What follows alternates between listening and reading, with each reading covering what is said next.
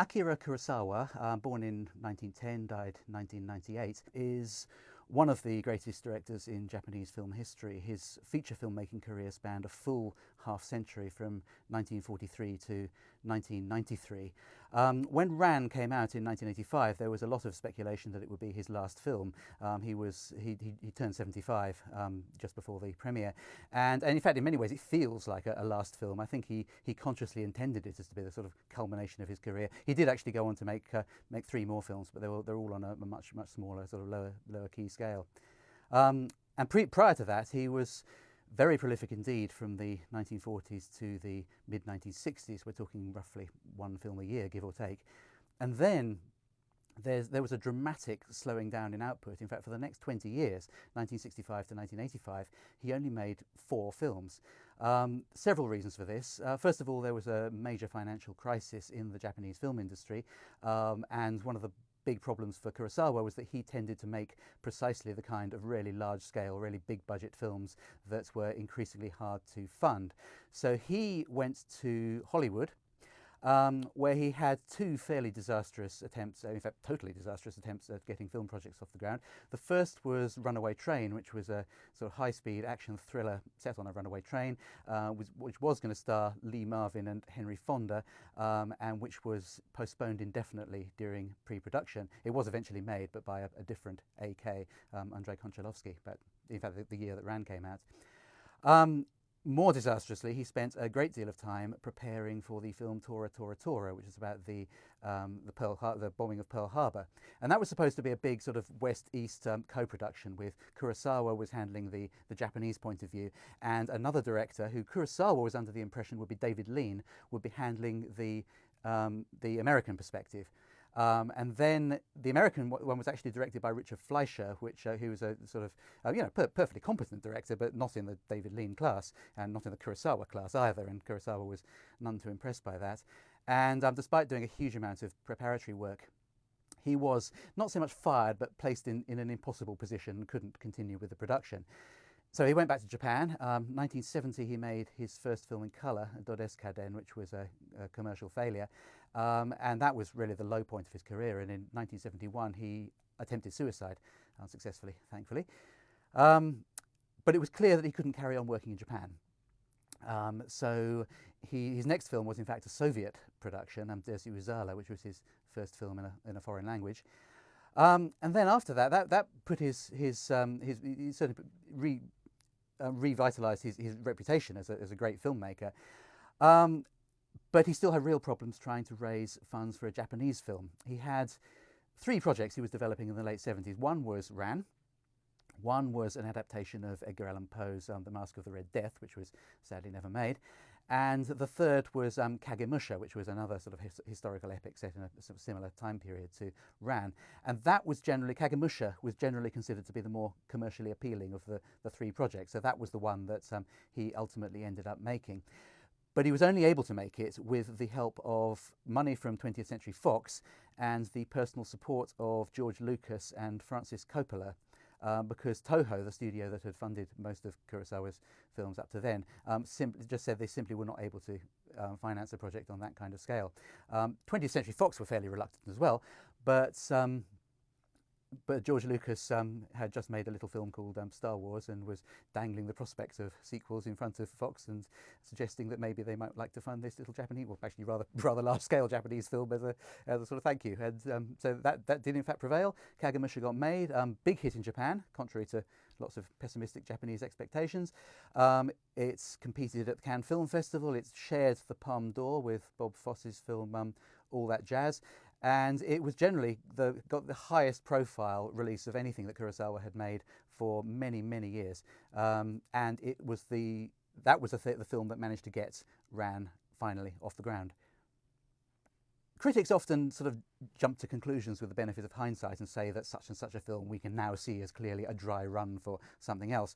But in fact, Kurosawa himself admitted that Kagemusha was very much a dry run for Ran. He was testing out various things. For starters, he'd never made a historical epic, although he was probably certainly his most internationally renowned genre was the Jidaigeki, or the sort of historical sort of period costume epic, sometimes known as the samurai film, although not necessarily featuring samurai. And And he'd never done one in colour. And and he also hadn't done one for many, many years. So he had to sort of recharge his batteries and also find new ways of approaching it. And one of the things he started to do was he trained as a painter, and he started painting out the film in a series of very, very elaborate kind of storyboards come paintings to sort of give a strong hint of the approach he was going to make to colour, which was highly stylised, highly original, highly distinctive. And he was very happy with the results of that, and so he did the same approach for Rand. I mean, during the fundraising, he would sort of visualise the film to himself just by painting scenes from the film, and that's where things like the colour coding of the armies came from. Kurosawa had previously, in 1957, made a film called Throne of Blood, which was a direct adaptation of Macbeth, and it's widely acclaimed as being one of the greatest Shakespeare films ever made, although paradoxically, because it's in Japanese, it doesn't actually use any of Shakespeare's original text. It's still one of Kurosawa's greatest films. It's an extraordinarily powerful, really, really concentrated work. Ran is slightly different. It is based on King Lear, but not a direct adaptation. In fact, he was already well into the first draft of the screenplay before he realised that there were strong similarities with King Lear coming out. It was originally based on the legend of a genuine 16th century Japanese warlord who named Mori, who the legend has it, and this is dramatised in the film, he gave his three sons, his three famously loyal sons, 3 arrows individually, and then asked them to break them, which they did easily, and then gave them 3 arrows in a bundle and asked them to break them, and they couldn't. And that was the sort of symbol of the how strong and united the Mori clan was, and the lesson was that together we are going to be stronger than anyone. And Kurosawa wondered what would happen if the sons weren't completely loyal. What would happen if one of them actually broke the bundle of arrows, which of course is possible, as is demonstrated in the film. And this would mean, would 16th century Japanese history, one of the sort of pivotal periods of Japanese history, have turned out rather different if one or more of the sons had been disloyal. And that's when the parallels with King Lear started to emerge.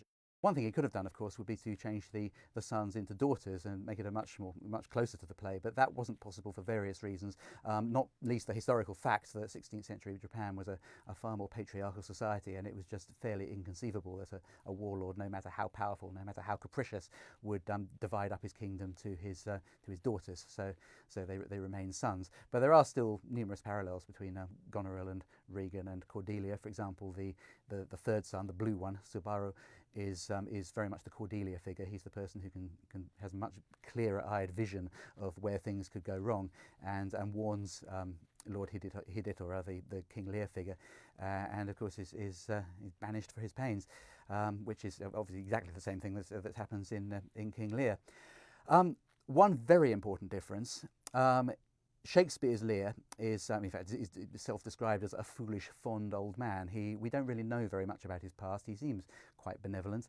Maybe he is quite benevolent. We don't know.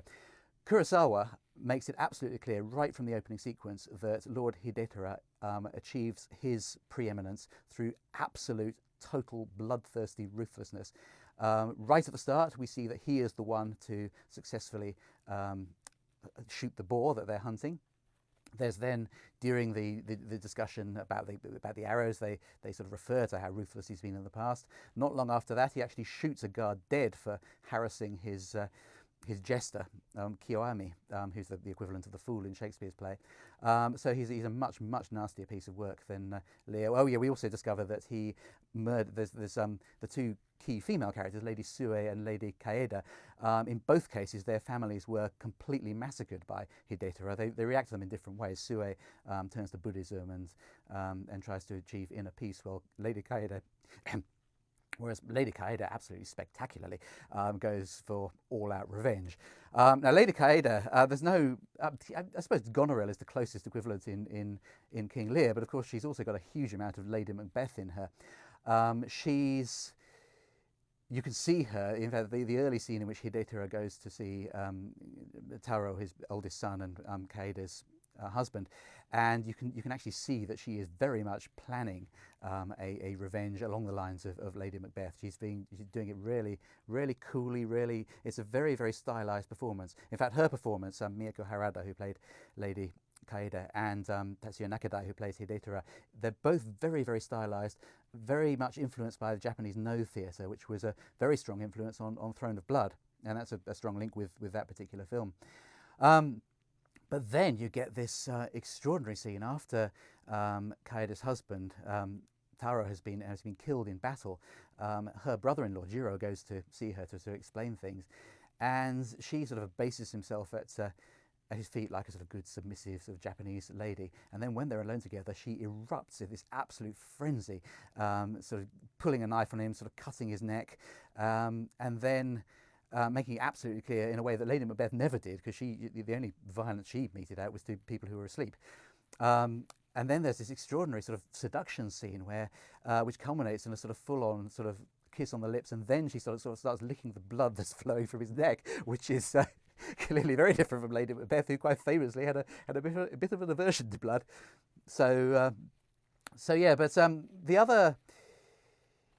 the other thing that Kurosawa drew very much from the play was there's a reference in Shakespeare to nature's moulds being cracked, and Kurosawa is constantly cutting to the sky in particular, various cloud formations which are alternately sort of benign and sinister, and there's very much a sort of theme of Ram. The title means chaos, and Kurosawa's thesis is about what happens when a formerly incredibly powerful warlord, his kingdom starts being rent asunder by his successors, who are just basically doing exactly the same thing that he did, only to each other.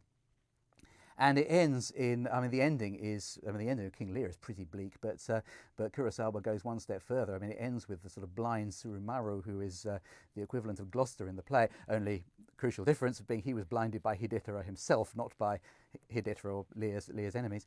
And he's sort of standing on the edge of a precipice with a Buddhist scroll and just lets it sort of lets it drop into the abyss. It's one of the most downbeat endings I can imagine, certainly in Kurosawa's films as well as anyone else's. Kurosawa told the critic Michael Wilmington that one of his inspirations for Ran was the constant threat of nuclear apocalypse, which is a recurring theme in Kurosawa's films. He tackles it directly in a film called I Live in Fear, which was a film about a man absolutely terrified of nuclear apocalypse, and that was made just 1955, just 10 years after Hiroshima and Nagasaki bombs. And then in Dreams, which was the film he made immediately after Ran, one of the episodes in Dreams also tackles the theme of sort of nuclear holocaust. And one of Kurosawa's chief assistants during this whole period from Kagemusha to the end of his career was a man called Ishiro Honda, who was, he goes right back to they've been old friends since the 1930s. They started off as assistant directors. And then Honda went on to make a powerfully anti-nuclear film called Godzilla.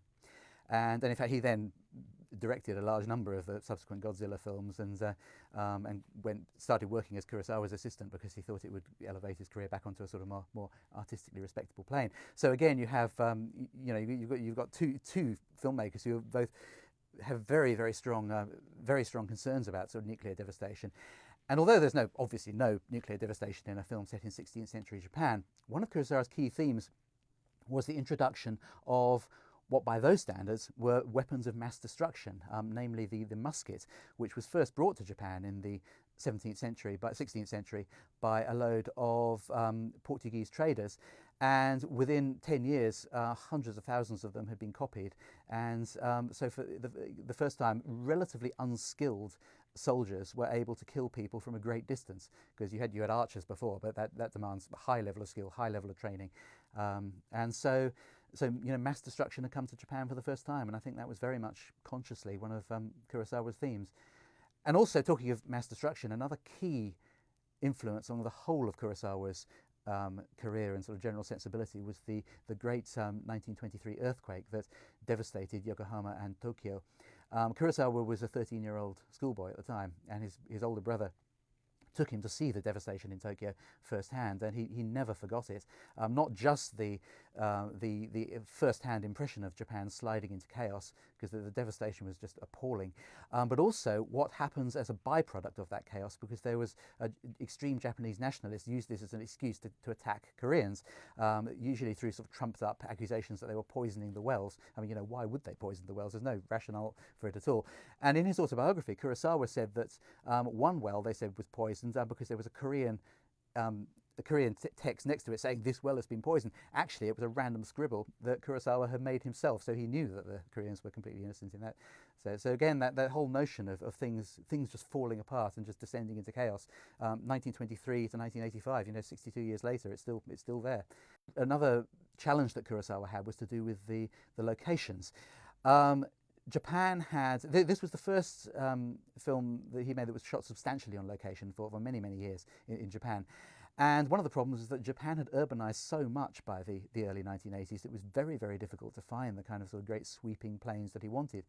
Sidney Lumet, the director who championed a great big push for the Oscars for Ran, asked Kurosawa why he'd framed a particular shot a particular way. And Kurosawa said, well, if I'd moved the camera a little bit to the left, you'd have seen the Sony factory. And if it had been moved a little bit to the right, you'd have seen the airport. And so he was sort of quite hamstrung by that to a certain extent. A lot of the film was shot in the slopes of sort of Mount Aso and Mount Fuji, of course, a extinct volcano famous for its very black ash. It's a very distinctive location. In fact, ideal as a kind of sort of equivalent of the kind of sort of blasted heath of Shakespeare's King Lear.